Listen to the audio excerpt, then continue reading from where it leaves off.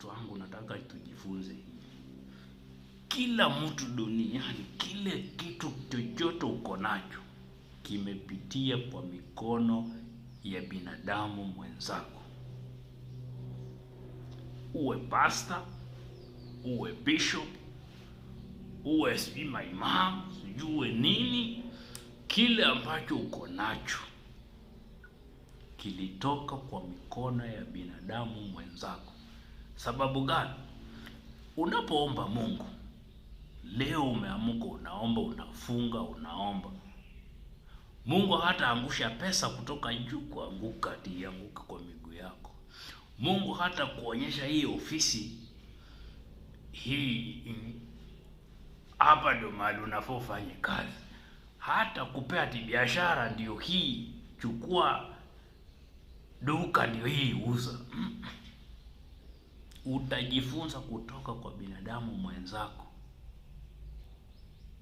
ndio upate mafanikio yako. Na hayo mafanikio si ati ni binadamu amekupa, ni Mungu amepitia kwa binadamu mwenzako ili wewe ufanikiwe na ufike vile ulivyo. Kwa hivyo hata wewe pastor, hata yale mahubiri yote umehubiri, umejifunza kutoka kwa mtu mwingine, au kuamka tu kaanza baba hakuna. Kwa hivyo siku zote, siku na Bible school, mapasta wanaendanga Bible school, watu wa dini wanaenda kusoma dini. Inamaanisha hiyo dini kuna mtu amekufunza kuelewa dini, masuala ya dini. Hiyo ndio nakwambia, lazima ulipitia kwa mikono ya mtu ili ndio ufike kila ambacho uko nacho. Experience yoyote ambayo uko nayo umeitoa kwa mtu mwingine.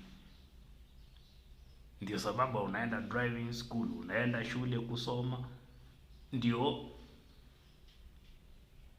upate kila ambacho uko nacho. Na Mungu anapitia kwa ule ambaye atakupea hiyo kitu umeendea.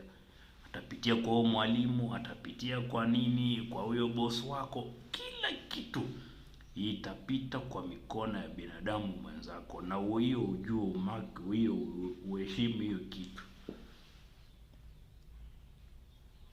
Uheshimu hiyo kitu.